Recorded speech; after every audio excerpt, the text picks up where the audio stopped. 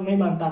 उसके बाद एंकर ने लाइव शो में ही तनवीर अहमद को उसकी औकात दिखा दी और ये बोला कि आपकी स्टैंडर्ड क्या है। उसके बाद तनवीर अहमद ने भी एंकर को बोला तुम्हारे क्या स्टैंडर्ड है। वो लोग लाइव शो में ही झगड़ने लगे। तो यही देखने वाला है। और एशिया कप को लेके सनाउल्लाह ने भारत के खिलाफ जहर उगला है, इसके ऊपर भी देखेंगे।